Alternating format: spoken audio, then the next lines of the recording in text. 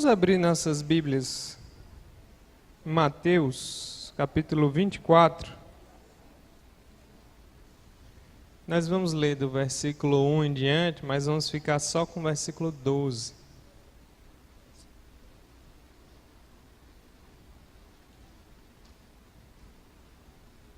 Diz assim a palavra do Senhor.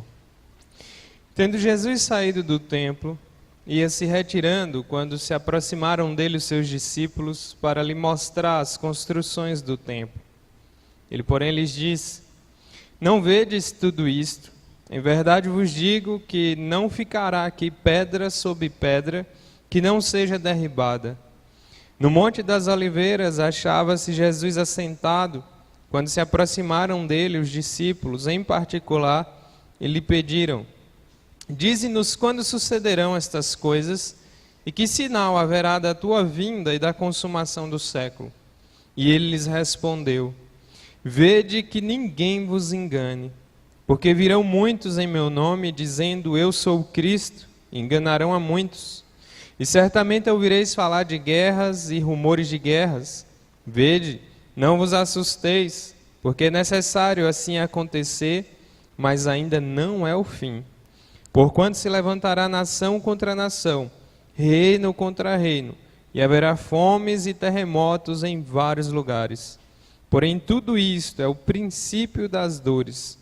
Então sereis atribulados e vos matarão, sereis odiados de todas as nações por causa do meu nome. E nesse mesmo tempo, muitos hão de se escandalizar, trair e odiar uns aos outros.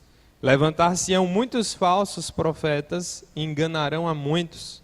E por se multiplicar a iniquidade, o amor se esfriará de quase todos.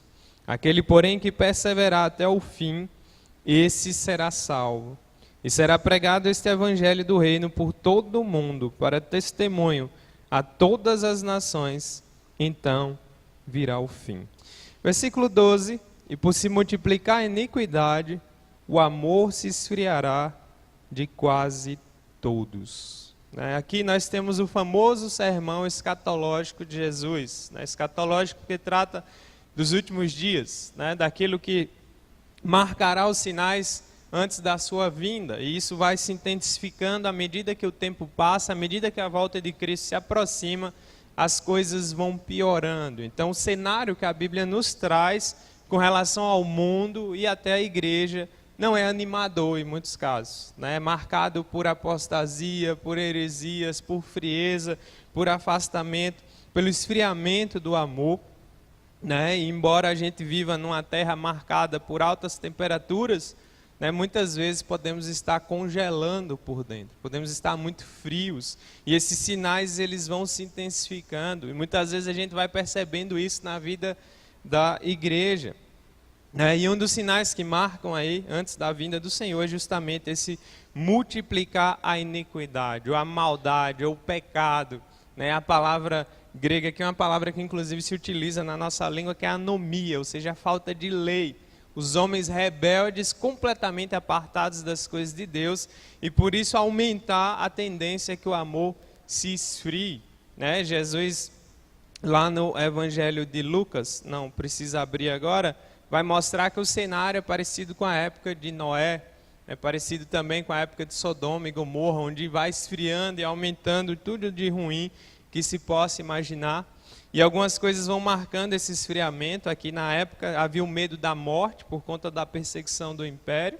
E também há os ataques internos e também as heresias, os falsos mestres, propagando coisas mentirosas. E como nós temos visto lá na exposição de 2 Pedro, isso também vai se intensificando mais ainda nos últimos dias. E nós conseguimos observar a frieza muitas vezes. Infelizmente, isso vai se traduzindo nos mínimos detalhes da nossa vida. As reuniões de oração vão sendo menos frequentadas, os cultos vão sendo menos frequentados, as contribuições com missões e a obra do Senhor vão diminuindo, o interesse pelas coisas de Deus vão diminuindo, a religiosidade vazia vai aumentando, os escândalos vão aumentando, os pecados vão aumentando, e tudo isso vai contribuindo para esse cenário triste que o Senhor Jesus Cristo vai mostrando para nós aqui, que isso se multiplicaria aumentaria em níveis assustadores, né? E desde o início, desde o primeiro século, isso já vem acontecendo em vários graus, né? Isso vai piorando, isso vai se intensificando, isso vai esfriando o amor, isso vai apagando o zelo da igreja, o ardor da igreja pelas coisas de Deus, e infelizmente nós vamos observando muito isso na vida da igreja. São cenários bem assustadores, bem tristes. Se você voltar aí, vamos abrir já que estamos aqui em Lucas 17.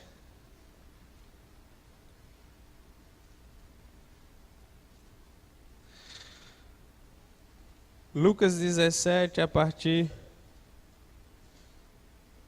do verso 26.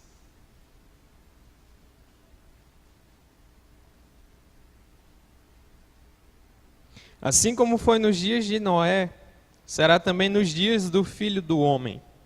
Comiam, bebiam, casavam e davam-se em casamento, até o dia em que Noé entrou na arca, e veio o dilúvio e destruiu a todos. O mesmo aconteceu nos dias de Ló. Comiam, bebiam, compravam, vendiam, plantavam e edificavam. Mas no dia em que Ló saiu de Sodoma, choveu do céu fogo e enxofre e destruiu a todos. Assim será no dia em que o Filho do Homem se manifestar.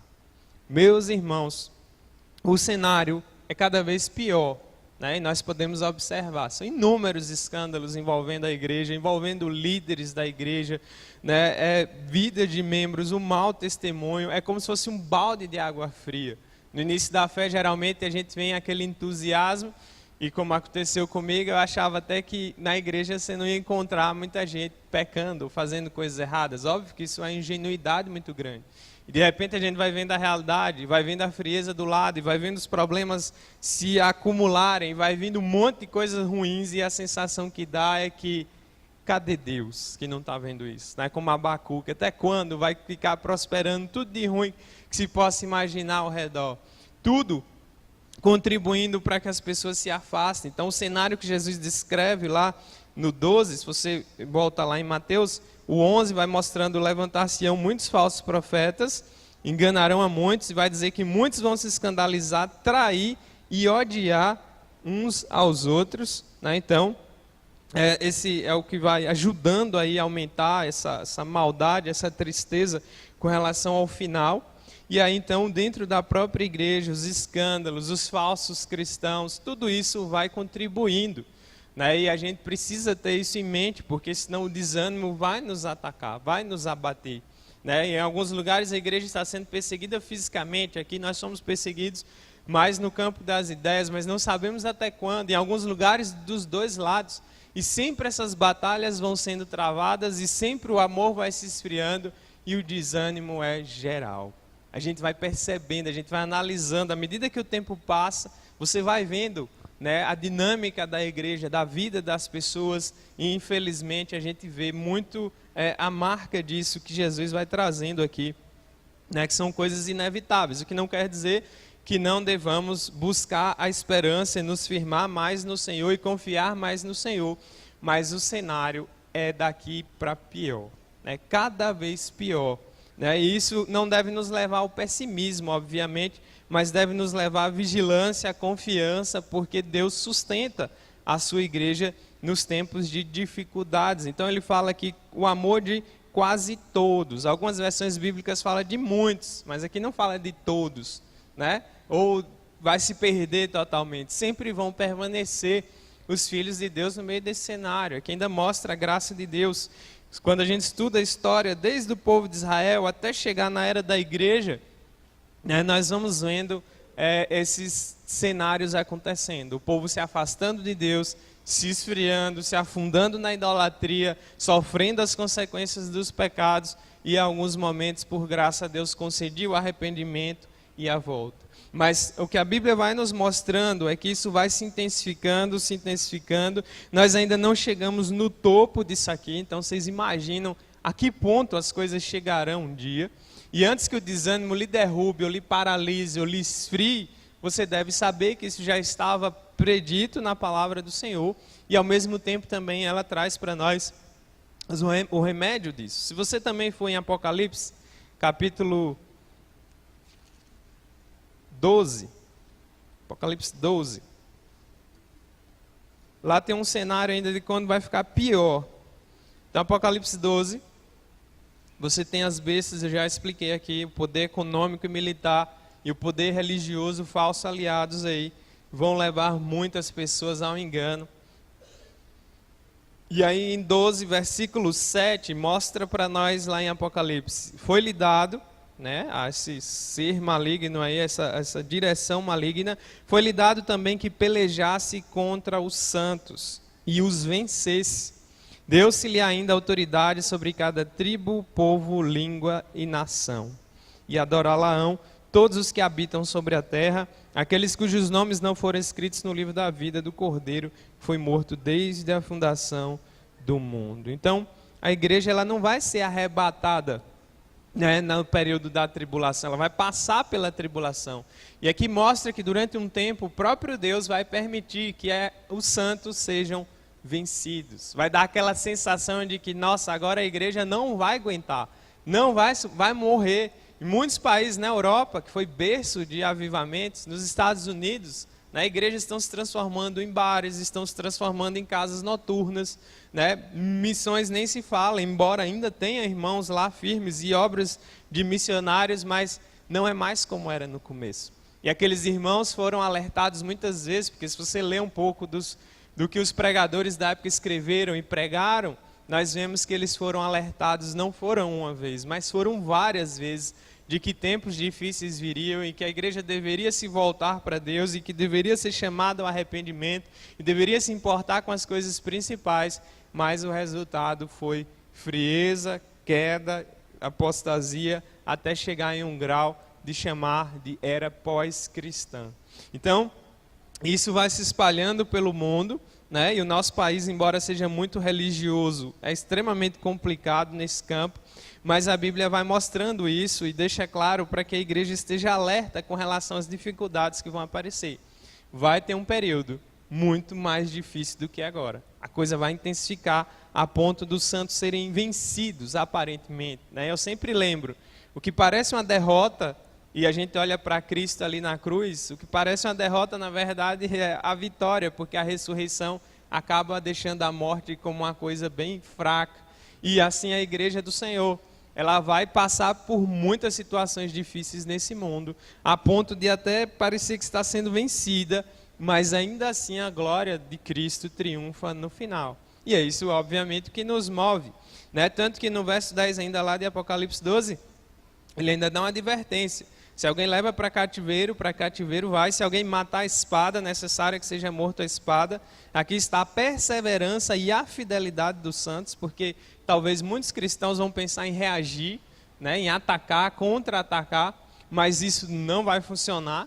Nossa guerra não é de formar um exército cristão e encarar as potestades, não. É na base do compromisso, da fidelidade, da oração, da confiança no nosso Deus. Aí você pode abrir também 2 Timóteo 3, para a gente complementar aí o cenário. 2 Timóteo capítulo 3. Paulo também amplia um pouco aí da situação dos últimos dias, os tempos que nós vivemos. Sabe, porém, isto, 2 Timóteo 3, sabe, porém, isto, nos últimos dias sobrevirão tempos difíceis, pois os homens serão egoístas, avarentos, jactanciosos, arrogantes, blasfemadores, desobedientes aos pais, ingratos, irreverentes, desafeiçoados, implacáveis, caluniadores, sem domínio de si, cruéis, inimigos do bem, traidores, atrevidos, infatuados, mais amigos dos prazeres que amigos de Deus, tendo forma de piedade, negando-lhe, entretanto, o poder, foge também destes, né? E aí eu vou pular para o verso 10, e aí ele começa já para nós, tu, porém, já dando um alerta a Timóteo, mas que serve para nós também, tem seguido de perto o meu ensino, procedimento, propósito, fé, longanimidade, amor, perseverança, As minhas perseguições e os meus sofrimentos, quais me aconteceram em Antioquia, Icônio e Listra, que variadas perseguições tenho suportado. De todas, entretanto, me livrou o Senhor. Ora, todos quantos querem viver piedosamente em Cristo Jesus serão perseguidos. E aí vem uma esperançazinha aqui, né? Mas os homens perversos e impostores irão de mal a pior, enganando e sendo enganados. E aí tu, porém, mais uma vez, tu, porém, aí, permanece naquilo que aprendeste, de que fosse inteirado, sabendo de quem o aprendeste, e que desde a infância sabes as sagradas letras, que podem tornar-te sábio para a salvação pela fé em Cristo Jesus. Toda a Escritura, inspirada por Deus, útil para o ensino, para a repreensão, para a correção, para a educação na justiça, a fim de que o homem de Deus seja perfeito e perfeitamente habilitado para toda boa obra. Aqui o apóstolo Paulo já começa a dar para nós uma esperança e também uma dica muito forte para se aguentar nesses dias difíceis. E ele lembra de permanecer firme naquilo que ele ensinou, e hoje nós temos também o resto das suas cartas para também nos guiarmos aí, inspiradas pelo Espírito Santo de Deus. Ele mesmo passou por tribulações terríveis, foi perseguido, surrado, né, até ter uma morte, foi decapitado no fim da vida. E aí ele lembra que todos que quiserem viver piedosamente em Cristo serão perseguidos. A Bíblia nunca esconde isso de nós. Jesus mesmo falou, no mundo vocês vão ter aflições, mas ao mesmo tempo ele também dá a palavra de esperança, mas não temam, porque eu venci o mundo.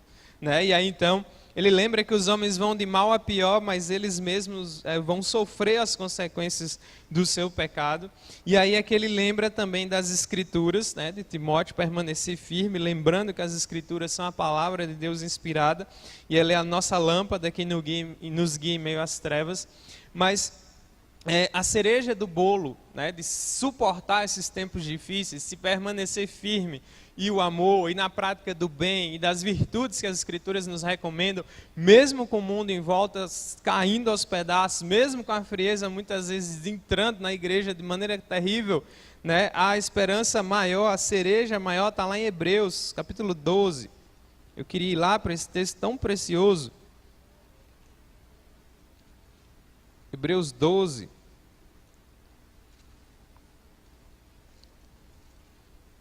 É um texto que você tem que lembrar sempre, porque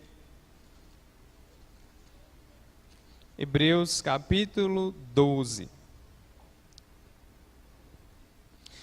Portanto, também nós, visto que temos a rodear-nos tão grande nuvem de testemunhas, né, os santos aí do Antigo Testamento, do Novo, da história da igreja, né, que já chegaram lá, estão como que torcendo por nós, desembaraçando-nos de todo o peso e do pecado que tenazmente nos assedia, corramos com perseverança a carreira que nos está proposta, olhando firmemente para o autor e consumador da fé, Jesus, o qual em troca da alegria que lhe estava proposta, suportou a cruz, não fazendo caso da ignomínia, e está assentado à destra do trono de Deus. Considerai, pois, atentamente aquele que suportou tamanha oposição dos pecadores contra si mesmo, para que não vos fatigueis desmaiando em vossa alma. Aqui o autor aos Hebreus utiliza a figura do atleta correndo, tendo que se desvencilhar do peso para correr melhor, e aqui ele coloca o peso do pecado, mas o segredo de permanecermos firmes em meio à apostasia, à frieza e todos os problemas que vão atingir a igreja e têm atingido externamente e internamente, é manter os nossos olhos fixos no autor e consumador da nossa fé. Não temos outra esperança, não temos outra saída, e por mais que as coisas fiquem complicadas, o nosso Deus não falha e a sua glória e a sua vitória prevalecem no final. Que Deus nos fortaleça nesse sentido, meus irmãos, e nos ajude a lutarmos contra a frieza e o pecado que estão o tempo todo nos rodeando. E que nós, infelizmente, já notamos, né, no meio da igreja, que o Senhor avive os nossos corações.